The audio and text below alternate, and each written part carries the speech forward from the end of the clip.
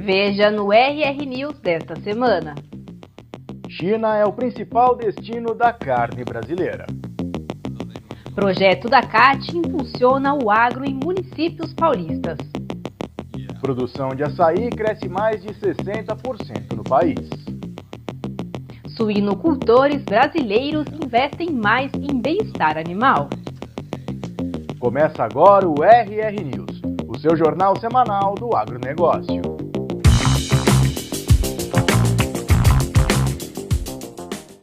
Contando com o apoio e orientação da CAT, o Centro de Educação Ambiental de Caconde, interior de São Paulo, promove a educação e capacitação de produtores rurais com foco em práticas sustentáveis. O CEAC é o Centro de Educação Ambiental de Caconde, é um projeto do Sindicato Rural com o intuito de sustentabilidade e hoje também de tecnologia. A ideia do espaço é ser uma vitrine, para os produtores, se espelharem e conhecerem as novas tecnologias, novas inovações que estão disponíveis para poder estar replicando em suas propriedades. Aqui um exemplo claro de uma parceria público-privada, uma parceria junto com várias instituições que o pessoal conseguiu se articular para atender o produtor de forma conjunta. Consegue agregar produtores, consegue agregar pesquisadores, consegue agregar a gente na CAT dentro das decisões que ele toma para tomada de decisões em relação a tipos de treinamento, a projetos, a relações institucionais. Os técnicos da CAT colaboram na decisão, nas tomadas de decisão. Todo ano nos reunimos mais de uma vez ao ano para poder planejar quais ações são tomadas ao longo do ano de forma conjunta. Aqui a gente tem uma escola com adolescentes que participam toda manhã, com o intuito de conhecerem mais sobre agricultura, sobre sustentabilidade. E aqui também a gente tem um viveiro de mudas nativas, que foram uma parceria com a CAT, que doou as sementes de palmito jussara, principalmente, onde foram doadas mais de 30 mil mudas para os produtores rurais fazerem reflorestamento de suas propriedades. Aqui a gente também tem a multiplicação de mudas de batata doce, os lançamentos, as novas variedades biofortificadas do IAC, que vieram para cá em parceria com a CAT também, para a gente fazer essa multiplicação, trazendo toda essa questão da segurança alimentar para os produtores rurais. A gente tem que estar presente na vida dos produtores, na atividade deles do dia a dia. Leva também eles a estarem mais presentes na Casa da Agricultura por conta desse trabalho de extensão rural, que eu acho primordial para o desenvolvimento das atividades. Aqui a gente tem a usina solar fotovoltaica, tanto uma microrrede, que tem a geração e já tem o uso diretamente, como também um sistema off-grid, mostrando para os produtores o quanto é viável e o quanto é sustentável essa energia.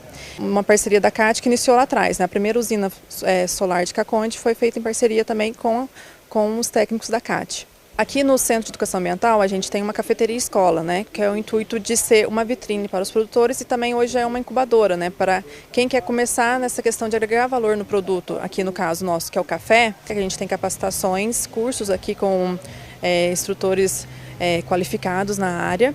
Então a gente tem um torrador de café, uma seladora, um moedor, uma dosadora, toda a parte completa na agregação de valor do produto. E todo esse projeto da cafeteria escola foi a partir de um plano de negócios feito pela regional da CAT. Isso facilita para a gente, principalmente aqui para Caconde, a gente tem uma dificuldade muito grande de diversificar. Nós estamos muito presos ao café, E quanto mais diversificamos, vai ocupar mais a mão de obra durante o ano. Já fiz muitos cursos aqui e hoje até eu vou levar umas mudas de batata doce, para produzir e também fazer dividir, entre os vizinhos. Excelente trabalho deles aqui, estão de parabéns. Conseguimos, com essa união de esforços, atender o produtor de forma mais eficiente, mais próxima, como se fosse um braço nosso, uma parte nossa dentro do Estado. A relação China-Brasil tem se estreitado cada vez mais no mercado internacional. E o agronegócio não fica de fora disso.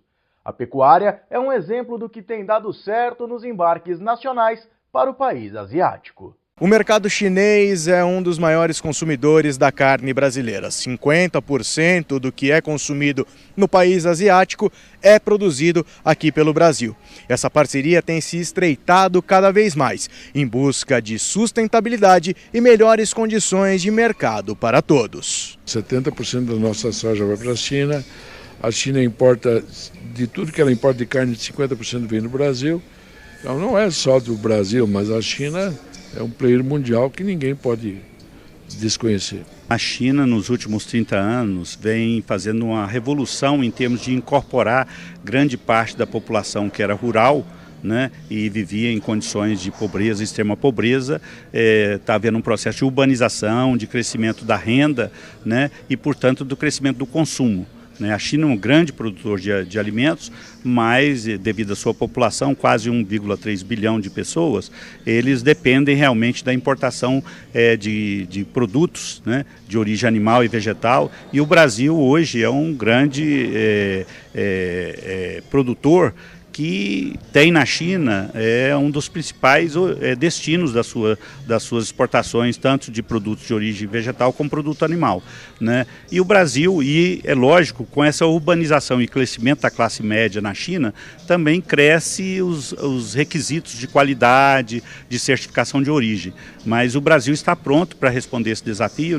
Nós temos grandes áreas, a produtividade atual hoje, tanto das lavouras como das criações animais no Brasil, ela ainda é muito abaixo do potencial. Então nós temos condição de, na mesma área, aumentar muito a produtividade, produzir com mais qualidade, com uma menor pegada ambiental, uma menor pegada hídrica, e acessar não só o mercado da China, mas mercados mais exigentes, como o mercado europeu, mercado japonês e outros. Quando nós falamos desse potencial, não dá para não falar de sustentabilidade, porque é uma pedida do mundo. Como hoje o Brasil se enquadra nessa sustentabilidade na produção de carne? Olha, eu acho que, em primeiro lugar, o produtor é o maior interessado na sustentabilidade, né? Então, um produtor que consegue, por exemplo, ter um sistema de produção a pasto, onde as pastagens não degradam e permanecem produtivas por 10, 15, 20, 30 anos, né? Esse é um produtor que vai ter condição não só de garantir o bem-estar da sua família, mas da próxima geração também, dos seus filhos e netos. Então, em primeiro lugar, nós temos hoje, na Embrapa e outras instituições, um conjunto de tecnologias que a gente chama de tecnologias ganha, ganha, ganha. Por quê? Porque ganha o produtor que consegue produzir mais com um custo menor, ganha a sociedade que tem um produto de maior qualidade, né, e sem depender de desmatamento, que gera impactos negativos para a coletividade, né, e ganha a sociedade como um todo em função desse menor impacto ambiental. A relação Brasil-China agora conta com um novo protocolo de certificação, que vai atestar a qualidade e a procedência da produção brasileira. Hoje, o produtor brasileiro, muitos deles já atendem à legalidade, que é o Código Florestal, o não desmatamento, a não invasão de terras indígenas. Só que isso não tem uma certificação pronta. O que uma Flora está fazendo, que está lançando hoje? Uma certificação que chama BOT, Beef on Track, que vai demonstrar quem está legal no Brasil, quem é sustentável no Brasil, e separar esses produtores para que eles sejam habilitados para exportar para a China e para o mercado europeu. A gente também está fazendo uma equivalência para a UDR, os países árabes, e também para o mercado doméstico. Então a ideia é essa diferenciação daqueles produtores que já são legais, que já são sustentáveis, e o selo não vai ter custo para o produtor, porque ele vai ser aplicado no frigorífico. Essa é a certificação mais simples que já foi lançada no mundo, porque uma Flora trabalha há 30 anos com certificações muito complexas. Essa é simples porque ela é só baseada na legalidade e os níveis vão subindo para desmatamento zero. Ela é barata, ela não tem custo adicional para o frigorífico, porque os frigoríficos já monitoram seus fornecedores. Ela é simples do consumidor entender, ela vai chegar até a gôndola, até o supermercado, até o pedaço de picanha. Então ela vai ser, o produtor nem vai saber que ele é BOT muitas vezes, porque aqueles que já fornecem para os frigoríficos já são praticamente, porque eles atendem à legalidade, o Código Florestal. Esse comércio sustentável, o BOT, esse exemplo que a pecuária está dando, vocês imaginam que possa ser adotado por outras culturas, outros mercados do agronegócio? Olha, a gente esteve na China porque a gente está acreditando essa certificação junto a uma acreditadora chinesa. E a primeira pergunta que a acreditação fez falou: por que a gente não usa isso também para soja, para madeira, para outros produtos? A gente falou: vamos começar com a carne, né? Uma coisa de cada vez, mas é totalmente possível, porque a gente consegue demonstrar o que é soja legal, o que é madeira legal. Então é um selo de legalidade que separa o joio do trigo e pode futuramente sim ser usada para outras grandes commodities voltadas à exportação. Um encontro entre a ABCZ e o grupo Gerar Corte, das Oetes, consolidou novas alianças pelo uso de tecnologias reprodutivas. O convênio fortalece a parceria entre as entidades para ampliar o acesso à genética zebuína no rebanho nacional. O Brasil é uma referência no uso da tecnologia, no uso da inseminação artificial, mas ainda nós temos um oceano azul de 53% das fêmeas no Brasil de corte que são emprenhadas de barriga suja, que é o boi de boiada. Então, levamos esse sentimento para o grupo Gerar Corte e isso vem aproximando mais as entidades. E no dia de hoje, aqui na sede da ABCZ, nós já estamos traçando parcerias para que os produtos e serviços da ABCZ, junto com todo mundo que faz parte do Gerar Corte, a gente possa alavancar cada vez mais o acesso à genética das fêmeas no Brasil de corte com os produtos e serviços da ABCZ. Nós temos mais de 300 técnicos em gado de corte que trabalham, né? Estão acostumados, tem mais de 20 anos, tem em torno de 20 anos o Grupo Gerar, mais de 15 milhões de dados analisados. Então, quando o Ricardo percebeu isso, ele puxou a discussão de como trabalhar conjuntamente para aproveitar esses dados reprodutivos, fenotípicos de reprodução, para trazer para dentro da ABCZ e, consequentemente, fazer uma avaliação da genética desses animais com melhor eficiência. Tudo, na realidade, visando aumentar a eficiência dos nossos animais da raça Nelore. Ficamos honrados com a oportunidade de levar informações atualizadas sobre o mercado da carne, as demandas que os principais mercados de exportação e a oportunidade de valor agregado no mercado interno nos oferece e também mostrar um pouquinho de como nós estamos enxergando as perspectivas do mercado para a próxima década. Foi muito importante porque o Gerar é uma base muito sólida de veterinários especializados em reprodução animal e eles é que comandam todo o motor da IATF no Brasil. Esse trabalho para nós é de fundamental importância porque nós, como técnicos, participantes do Grupo Gerar, e hoje aqui, através da Guadalupe Agropecuária, a gente vai ter a oportunidade de ter a ABCZ como a maior entidade da pecuária, hoje nos ajudando a poder usufruir de toda essa força, de todo esse corpo técnico, de toda essa robustez de dados e do Programa de Melhoramento Genético, que é o PMGZ, para ajudar nós no campo para poder ofertar e oferecer a melhor genética possível para o nosso mercado. Convidamos a ABCZ para estar junto conosco e fomos até a indústria, então, da genética até o que são abatidos os animais. Então, qual o melhor desempenho e o que buscamos nos animais. E a participação da ABCZ foi justamente para falar do Nelore do futuro. O que a ABCZ, como a maior associação de criadores de gado zebu, vê que nós precisamos investir mais no Nelore. Mercado crescente no Brasil, a produção de alcachofra se concentra principalmente no estado de São Paulo. E sua procura por parte dos consumidores tem criado oportunidades de negócios para os produtores, não só em termos de cultivo, mas também no turismo rural. Para início, a safra desse ano está acima da expectativa, então a gente teve um inverno rigoroso, isso está facilitando a produção da alcachofra. E falando um pouquinho, imaginando aí Brasil, São Paulo, São Roque e a região, daqui, pegar São Roque e duas cidades vizinhas, Ibiúna e Piedade, sai 95% da alcachofra consumida in natura no nosso Brasil. A parte do turismo, vamos dizer assim, ela sempre é um trunfo aqui da nossa cidade, então a alcachofra, ela não, digamos assim, ela se desenvolveu aqui na nossa cidade essa alcachofra, e quando a gente está sempre na época de colheita, isso atrai muitos turistas para a nossa cidade. Então a busca pela alcachofra aumenta muito nesse mês de outubro e agora até a primeira quinzena de novembro. Isso abre mais oportunidades aos produtores, né? Investirem no turismo rural, investirem também nesse setor para gerar um pouco de mais de renda.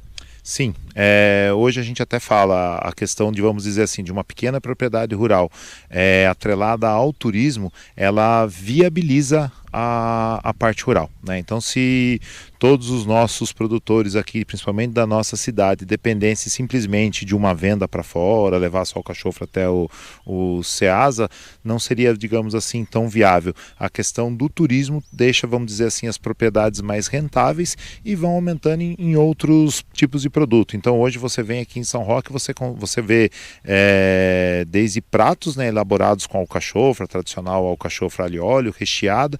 Depois a gente pula para um sorvete de alcachofra, a gente tem um vinho composto com alcachofra, a gente tem uma outra sobremesa que é uma alcachofra a milanesa, servida junto com uma calda de vinho.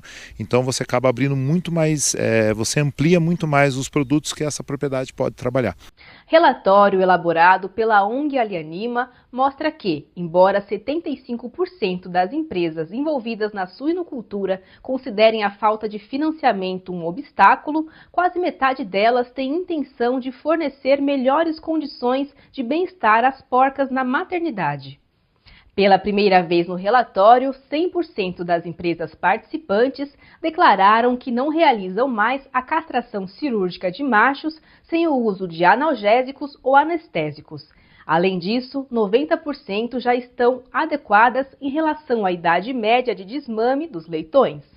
A 6ª edição do Observatório Suíno mostra que 45% do plantel nacional de matrizes suínas já está livre de células de gestação, um avanço muito importante para o bem-estar animal e para a suinocultura brasileira.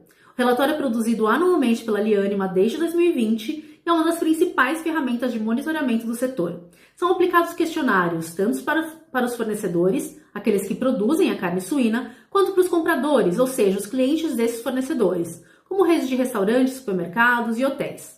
Esse ano mantivemos 100% de resposta dos produtores, mas apenas 42% das empresas compradoras divulgaram informações sobre o avanço dos seus compromissos, mesmo com todos os produtores afirmando conseguirem fornecer dados rastreáveis sobre a origem da carne suína livre de células. Isso mostra como é essencial que todos os elos da cadeia trabalhem juntos para que os compromissos assumidos realmente se transformem em avanços concretos no bem-estar dos suínos. O Observatório Suíno mostra também que 67% dos produtores pretendem ampliar o espaço para as matrizes na fase de maternidade. No quesito manejo de leitões, 100% dos produtores já deixaram de realizar a castração cirúrgica sem anestesia e 78% já baniram o desbaste dos dentes. Por outro lado, 44% dos fornecedores ainda não baniram o uso de antibióticos como promotores de crescimento. Mesmo com apoio e conhecimento técnico disponíveis, 33% afirmam que não pretendem banir essa prática. Um cenário que reforça o desafio para a saúde única, que integra a saúde animal, humana e ambiental. Baixe o relatório completo em observatóriosuino.com.br e veja como o setor tem avançado. Cumprir os compromissos públicos de bem-estar animal é essencial para uma suinocultura mais ética e transparente. Apesar dos desafios, o Brasil deve fechar 2025 com entregas de aproximadamente 48 milhões de toneladas de fertilizantes, segundo projeção apresentada pela Agriinvest. Apesar da expectativa do resultado histórico, o mercado registrou um comportamento atípico. Esse ano ele tem se mostrado um ano bastante atípico. Temos a nítida impressão de que as entregas baterão um novo recorde, ao redor de 48 milhões de toneladas.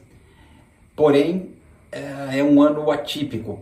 Por quê? Porque talvez com entregas maiores nós teremos uma entrega de menos concentração, talvez podendo ser até menor que o ano passado a concentração final dos fertilizantes entregues.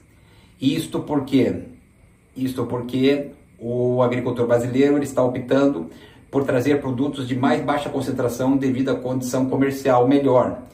Produtos como sulfato de amônia, o Brasil vai trazer algo como 2 milhões de toneladas a mais, e ureia, em contrapartida, algo como 1 milhão de toneladas a menos esse ano. Da mesma forma, MAP, que é um produto de alta concentração, nós vamos trazer uma boa quantidade a menos e aumentando as quantidades de super simples e NPs. A consequência dessa troca e desse aumento de entregas, ela obviamente está relacionada aos nossos gargalos logísticos. Uma vez que o Brasil opta por importar mais produtos com baixa concentração, nós vamos ter mais filas nos portos, mais congestionamento de caminhões, a logística toda ela fica, de certa forma, estrangulada. Então, é um ano de crescimento, mas com desafios. Os investimentos estão vindo na retaguarda, os investimentos estão acontecendo, mas um crescimento como desse ano de 7%, 8%, muito provavelmente impacta bastante no setor.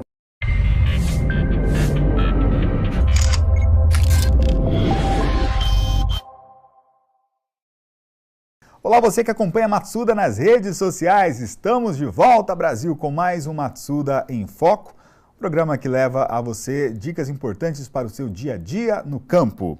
E hoje temos como convidado o membro do nosso Departamento Técnico de Nutrição Animal do Grupo Matsuda aqui da Matriz, o zootecnista Leonardo Sabatini. Seja muito bem-vindo mais uma vez. Obrigado, aqui ao programa. Alessandro. Sempre um prazer estar aqui. Nosso assunto hoje, como a qualidade da pastagem influencia a estratégia de suplementação mineral do rebanho. E para começar esse bate-papo, primeira pergunta direto ao ponto, quais são os principais indicadores que demonstram queda na qualidade da pastagem? Então, conforme o cessar das chuvas ou a diminuição da temperatura, né, durante o ano, aí as nossas pastagens elas vão passando de um ponto aí ideal de pastejo, né, que seria uma pastagem completamente verde, com alta proporção de folhas em relação aos talos, e aí a gente começa a ter mais talos, folhas mais duras, mais secas, e isso vai se persistir até que o pasto esteja completamente seco. Com isso, vai também diminuir teores de proteína e aumentar o teor de fibra, principalmente a lignina, que vai atrapalhar a digestão desse capim. Vai ser um capim que vai ter que passar por um período maior ali dentro do rumen para poder ser digerido. Então eu vou dificultar a ingestão de alimento porque eu tenho um capim mais fibroso que vai demorar mais tempo para estar dando passagem ali no rumen, seguindo o seu caminho dentro do trato digestório do meu animal. Agora, dentro desta realidade, em que momento é mais vantajoso iniciar a suplementação mineral para evitar estas perdas, né, que são bastante comuns nesta época do ano? Então, como falamos, a suplementação mineral ela é exigida durante todo o ano. Independente da fase, eu preciso fornecer minerais essenciais para o meu animal, porque a alimentação dele não vai suprir a exigência só com os minerais presentes na planta. Eu preciso fornecer minerais externos para o meu animal.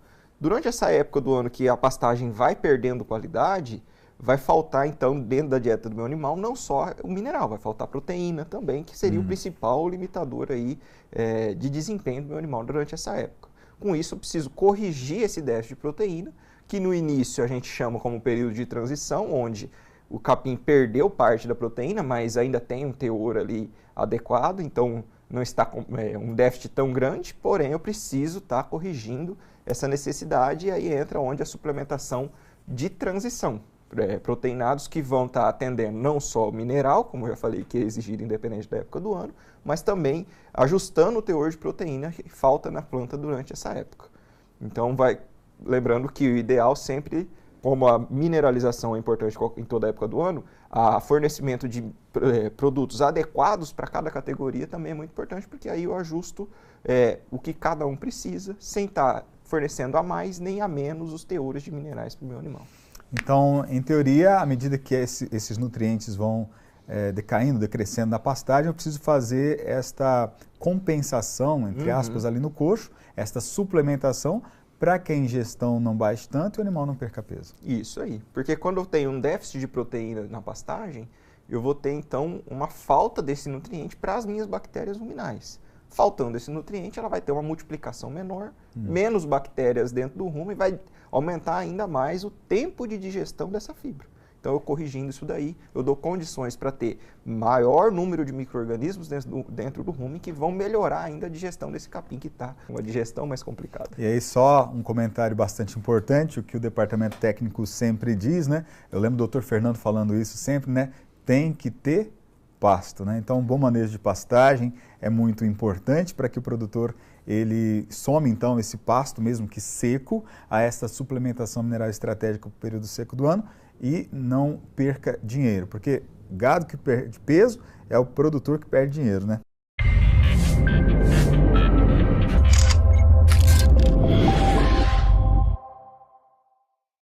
Para assistir a entrevista completa de forma gratuita, basta acessar a Ruralflix e fazer seu cadastro lá.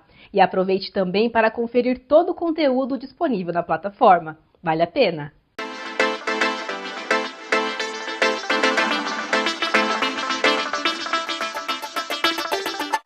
Impulsionado pela busca por maior eficiência, sustentabilidade e rentabilidade nas lavouras, o uso de drones tem aumentado no setor agrícola brasileiro. De acordo com dados recentes da AgroPages, o número que era de 355 em 2021 saltou para mais de 7.800 equipamentos no ano passado. 7.800 aeronaves no ano passado. A gente acredita que esse número é muito maior, visto o ecossistema das aeronaves somando os anos anteriores.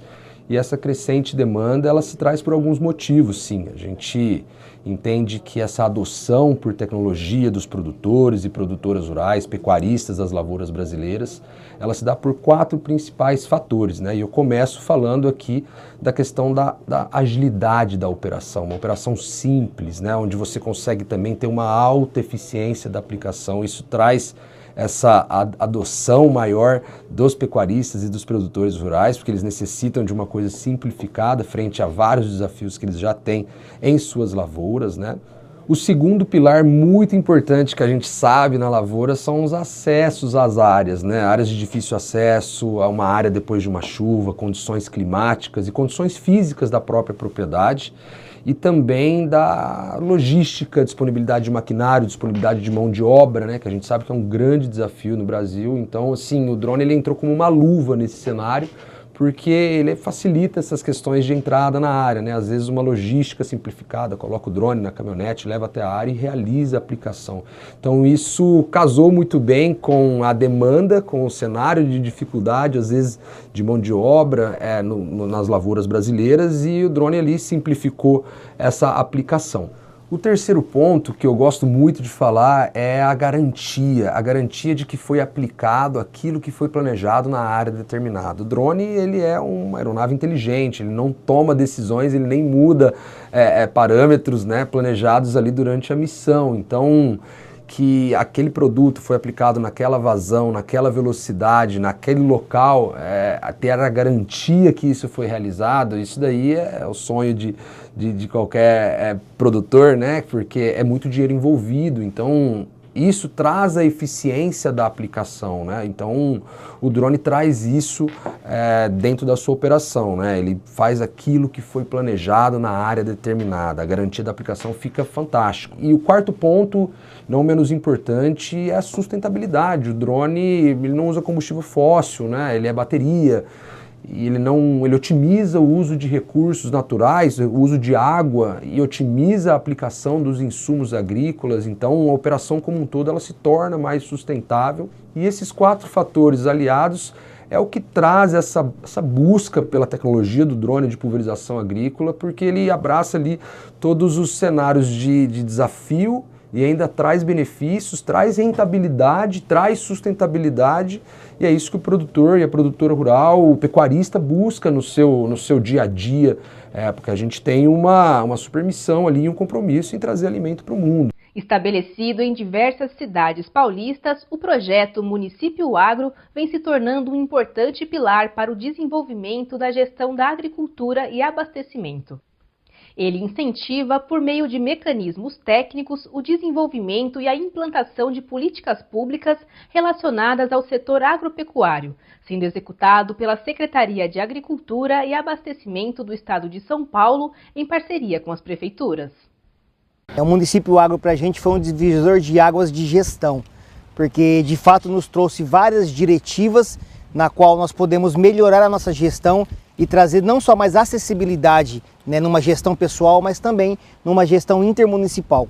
Tupã tem se tornado referência na gestão da agricultura e do abastecimento, tanto na patrulha rural quanto na geração de projetos, né, quanto na execução da própria patrulha rural, atendendo os produtores rurais, justamente pelas diretivas do município agro, que fala de qualidade, né, que fala de gestão, que fala de solo, de conservação.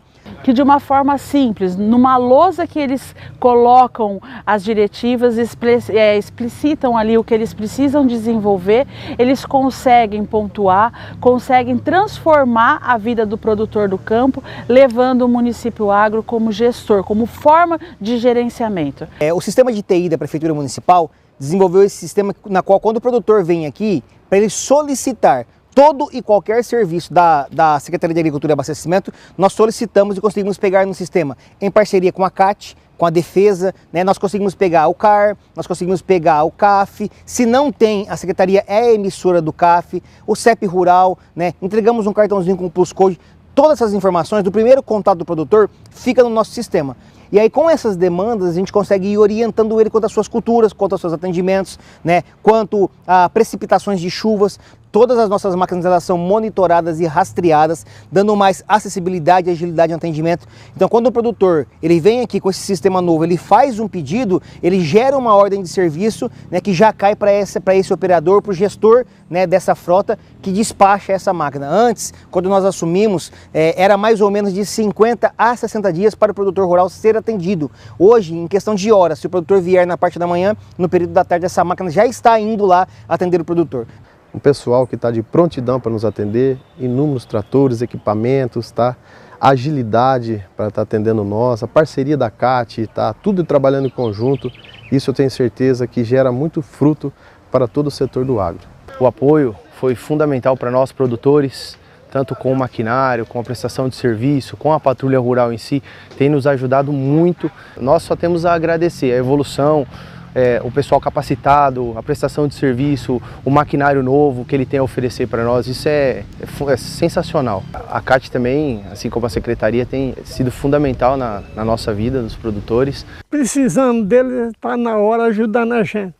Melhorou barbaridade, precisa esparrar mais cerco, carregar uma terra, tudo ele tem na vida, tombando, gradeando, todo serviço da agricultura, maquinário da agricultura, nós contamos com eles. É um trabalho muito importante e gratificante para a gente, né? A gente vê o resultado, tanto a Secretaria da Agricultura Municipal como a CAT, um trabalho complementa o trabalho do outro e gera benefício para o produtor, né?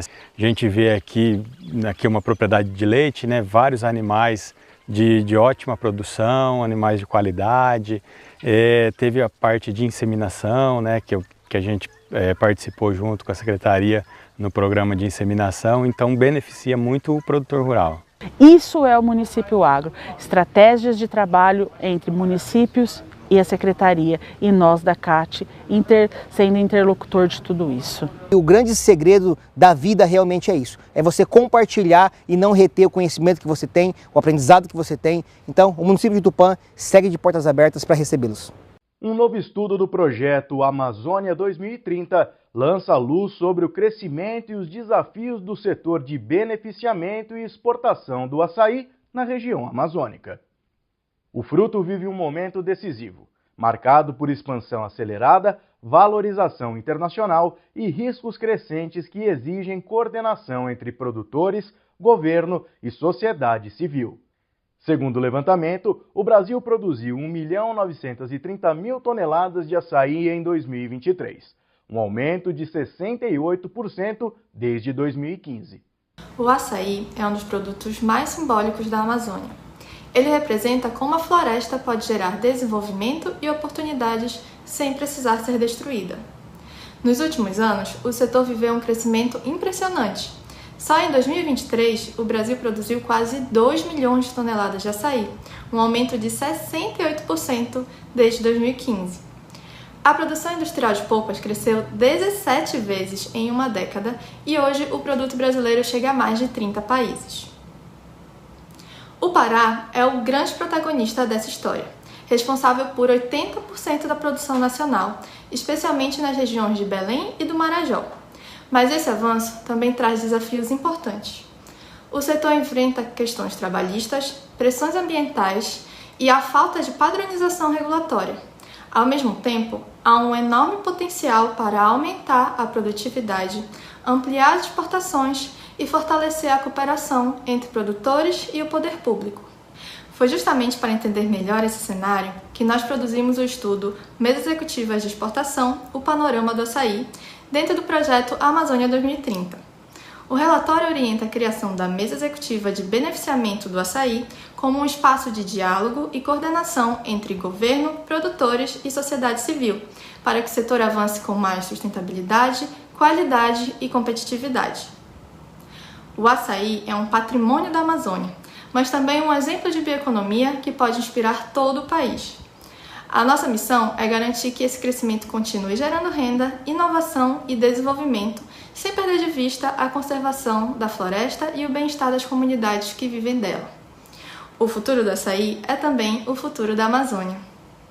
Pela primeira vez em mais de 20 anos, a Associação Brasileira de Enologia concedeu o título de Enólogo do Ano a um profissional fora do Rio Grande do Sul.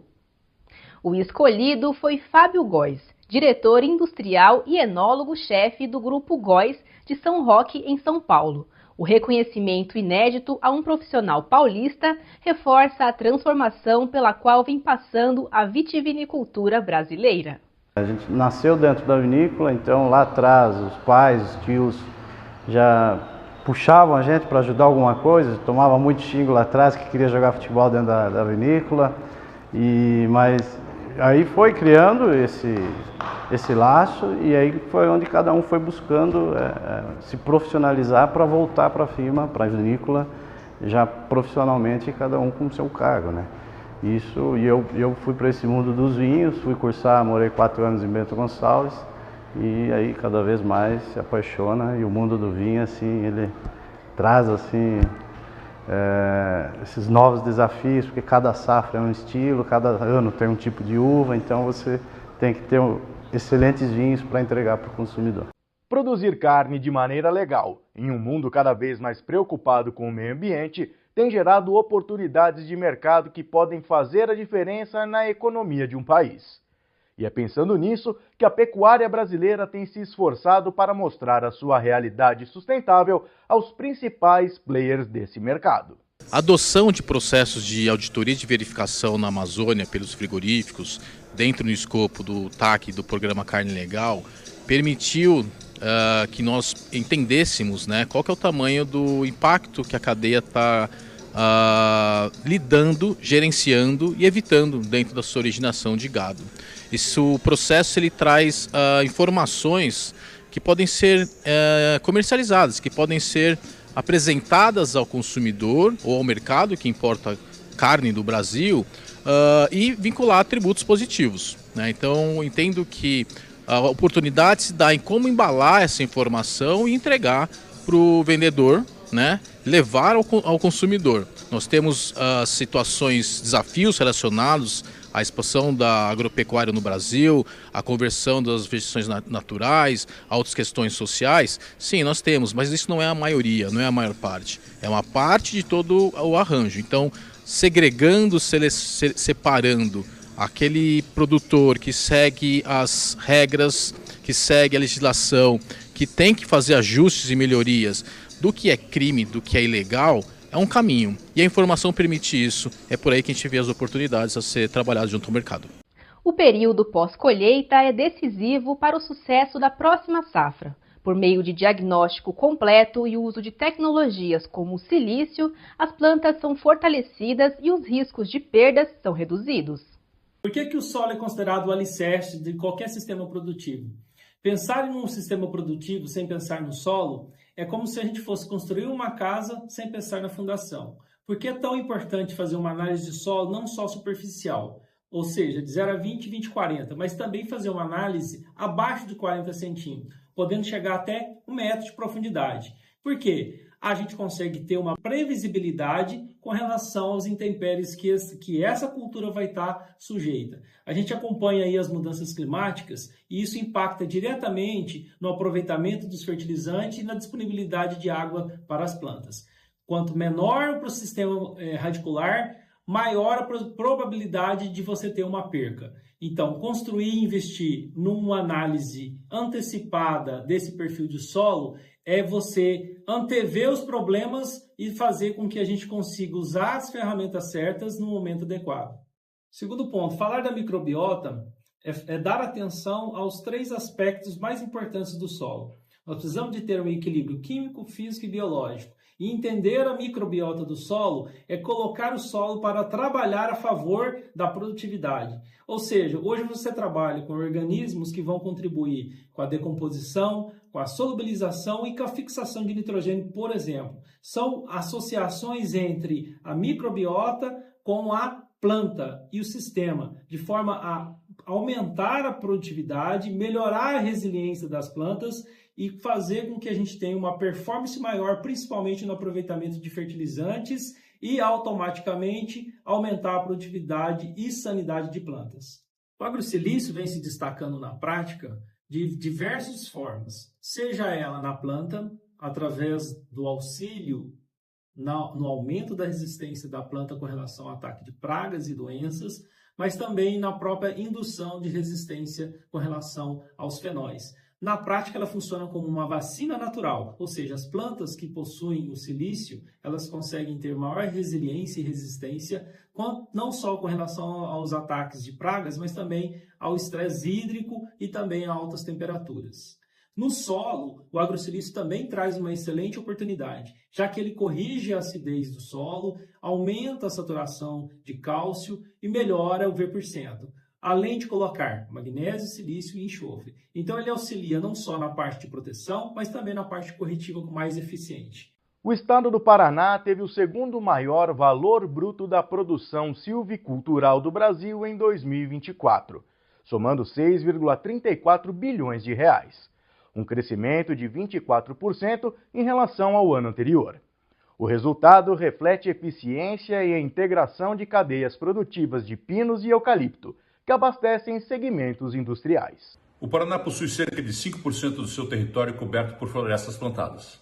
Temos 1,17 milhão de hectares, sendo 713 mil de pinos e 442 mil de eucalipto. Esse resultado é fruto da integração produtiva e do comprometimento com o manejo sustentável. O que diferencia o Paraná é a sua capacidade de transformar a produção florestal em uma cadeia integrada, com valor agregado e geração de renda em todas as etapas. Um acordo firmado entre a Associação Brasileira de Criadores de Zebu e a Apex Brasil vai fomentar a promoção internacional da carne. Além disso, ela pretende abrir novos mercados e identificar oportunidade em outros países, com foco em regiões tropicais.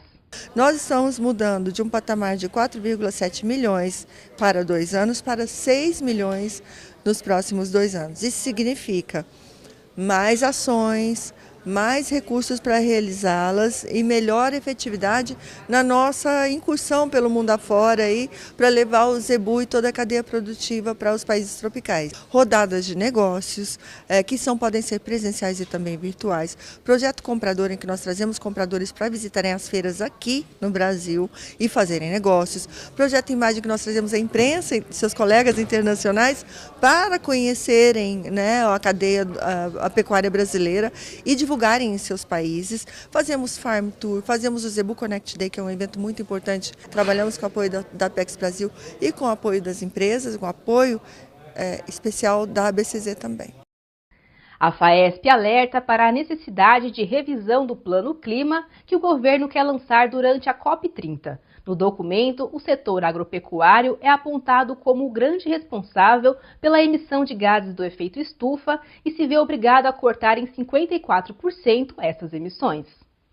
O documento não leva em consideração práticas como plantio direto e integração lavoura-pecuária-floresta, entre outras ações, como o uso de bioinsumos que fazem do país um dos líderes mundiais em sustentabilidade. A Frente Parlamentar da Agricultura, a CNA, nós fomos no lead empresarial do agro no Rio de Janeiro, no meio do ano. Tivemos agora, 2 meses atrás, no Rio Mais Agro, e salientamos o erro que o MAPA, junto com o governo federal, vem fazendo com o Plano Clima, colocando a responsabilidade para o produtor rural, não computando nenhum processo de reestruturação, praticamente a parte organizacional das propriedades rurais da conservação do meio ambiente, como plantio direto, plantio, floresta, agricultura e pecuária, agricultura regenerativa. As nossas APPs, as nossas reservas legais, não podem ser computadas para diminuir a quantidade de produção de CO2 de uma propriedade rural. E ainda querem que a gente diminua 54% de tudo que nós já estamos fazendo. Então é um absurdo colocar um crime que não é nosso. Se o governo tem as suas terras devolutas e ele não tem condições de analisar o desmatamento e quer colocar em cima de nós o desmatamento que não é nosso, é ilegal. É um absurdo o que está sendo feito agora para a COP30. Então peço aqui uma reflexão do nosso ministro da Agricultura, uma reflexão do governo federal e coloque efetivamente os pontos nos is. A agricultura é sustentável. Nós mantemos 66% das matas no nosso país. E desses 66%, 30% é o produtor que preserva com as suas APPs e reservas legais. E se nós monetizarmos isso, dá $1 trilhão. Então, eu acho que está na hora de sermos mais claros, objetivos, porque nós estamos fazendo a nossa parte. Conservação, produção com sustentabilidade. E agora, com a COP, querem colocar a responsabilidade para o produtor. Inconcebível. Entre o início do ano e a segunda quinzena de outubro, as cotações do enxofre nos portos brasileiros já acumulam alta de aproximadamente 115%, atingindo níveis semelhantes aos observados em 2022, quando o início da guerra entre Rússia e Ucrânia provocou uma escalada nos preços globais de fertilizantes.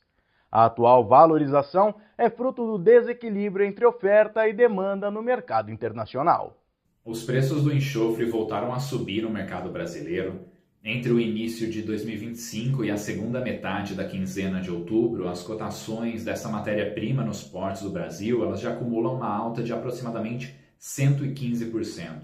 E a última vez que esses níveis de preço foram atingidos, vale lembrar, foi em 2022, quando a guerra entre a Rússia e a Ucrânia eclodiu e os preços dos fertilizantes eles dispararam no mercado internacional. E essa tendência altista para o mercado do enxofre é um resultado principalmente da interação entre a oferta e a demanda por essa matéria-prima no mercado internacional. Pelo lado da demanda, por exemplo, é preciso destacar alguns países cujas compras vêm sustentando essas cotações no mercado. A China, por exemplo, que é um país que abriga uma indústria de fertilizantes fosfatados muito desenvolvida, em 2025 a China está registrando importações de enxofre muito aquecidas, superiores inclusive aos números de 2024. A Índia, por sua vez, ela está chegando perto da safra Rabi e para assegurar o abastecimento do seu mercado, as fábricas de fosfatados indianas também precisam de enxofre para garantir a produção de adubos. Outros países asiáticos, além disso, também têm contribuído para essa alta nos preços, mas com demandas mais pontuais. Ao mesmo tempo, a oferta global de enxofre ela tem se mostrado apertada nas últimas semanas, o que também tem colaborado para sustentar os preços no mercado. Na Rússia, ataques contra as refinarias em razão da guerra prejudicaram a produção doméstica de enxofre russo. O país, inclusive, tem buscado enxofre junto a nações vizinhas para atender a sua indústria. Na Europa, por sua vez, é uma outra região que também tem sofrido com a escassez dessa matéria-prima, porque a produção europeia também está muito aquém das necessidades da região, o que tende a elevar o preço do insumo também no continente europeu. Em meio às mudanças climáticas e à pressão por mais eficiência, especialistas destacam que cuidar do solo como um sistema vivo é fundamental para garantir produtividade a longo prazo. O que é agricultura regenerativa? Qual é o conceito da agricultura regenerativa? Ele não é um conceito novo, mas ele é um conceito que vem sendo evidenciado ultimamente, que nada mais é do que buscar melhorar a saúde do solo. E quando a gente analisa esse contexto de melhorar a saúde do solo, a gente vê que na verdade, o Brasil ele vem já praticando esse conceito da agricultura regenerativa há algum tempo, né? Porque, na minha opinião, a saúde do solo, a qualidade do solo, ela é baseado em alguns pilares. Assim como a agricultura regenerativa, ela é baseada em alguns pilares. O primeiro é que não existe saúde do solo e não existe agricultura regenerativa sem a questão, né, ou a prática da manutenção da cobertura do solo, as chamadas plantas de cobertura. E nesse quesito, até por uma questão da necessidade da adoção do plantio direto para tornar a agricultura brasileira sustentável, o Brasil é campeão nesse primeiro pilar, né, que é manutenção da cobertura do solo com plantas de cobertura entrando nos sistemas de produção. O segundo ponto, né, ainda dentro dessa frente, né, de manter a saúde do solo, é a diversificação de culturas, que também a gente vê que o Brasil, a agricultura brasileira pratica muito bem essa questão de você diversificar a cultura. Soja, milho, trigo, algodão, são exemplos aí que nós temos na agricultura brasileira e que exemplifica muito bem. E ainda, dentro desse primeiro pilar, né, da melhorar a saúde do solo, nós temos um terceiro ponto aí que o agricultor brasileiro vem praticando muito bem, e essa prática também vem crescendo, é a integração com a pecuária.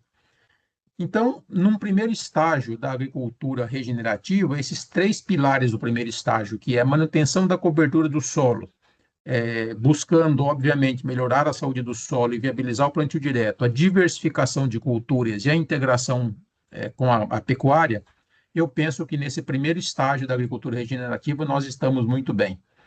Aí vem, então, como podemos agregar essa frente digital de dados da agricultura de precisão na agricultura regenerativa. E eu penso que aí é o segundo pilar, o segundo step, o segundo passo da agricultura regenerativa que nós também estamos começando a praticar muito bem, que é otimizar os insumos. Otimizar os insumos nada mais é do que você colocar o insumo certo, na quantidade certa, no local certo. E isso depende, obviamente, de uma série de investigações, de uma série de dados, e isso só é possível se você tem tecnologia embarcada nas máquinas para fazer a captura de dados e para receber de volta uma recomendação baseada em dados e aplicar, então, né, o insumo no local certo e, obviamente, um insumo já pré-definido como sendo o insumo certo, que nasce, obviamente, da investigação que é baseado em dados.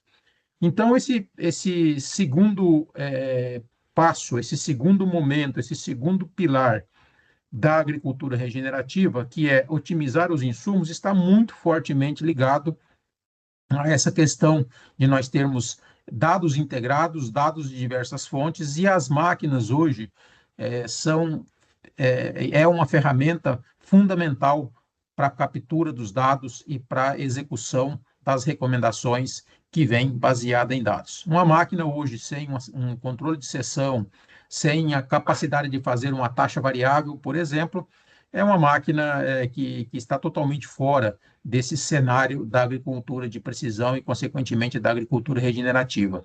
E nós aqui na Valtra, a gente analisa cada uma das máquinas que nós levamos ao mercado para que todas elas possam oferecer soluções como essa, como controle de seção, como taxa variável, obviamente, né, embarcada com piloto automático também, que é o elemento-chave aí para disparar todo o processo da agricultura de precisão e otimização dos insumos.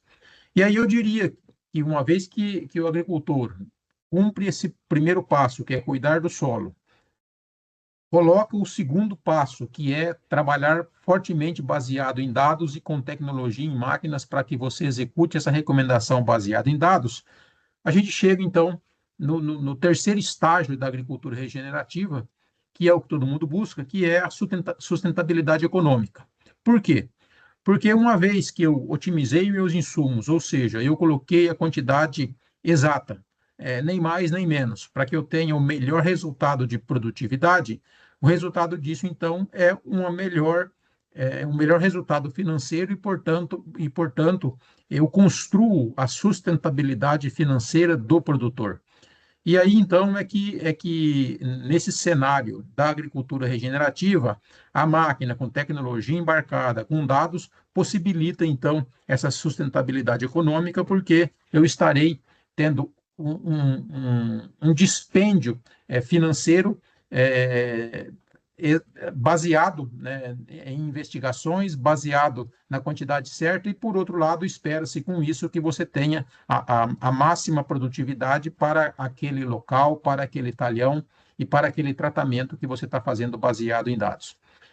Então, essa jornada, ela é muito fácil de entender e bastante clara a sua prática, né, que uma vez que você faz a manutenção do solo, você constrói a base que é o solo, você coloca investigação e dados sobre esse cenário e você tem, então, né, o uso do insumo correto no local correto, o resultado só pode ser, então, uma sustentabilidade financeira e um resultado financeiro melhor para a atividade da agricultura, para sua fazenda, para o seu sítio, enfim, para a sua operação agrícola. O RR News vai ficando por aqui. Uma ótima semana para você e até a próxima.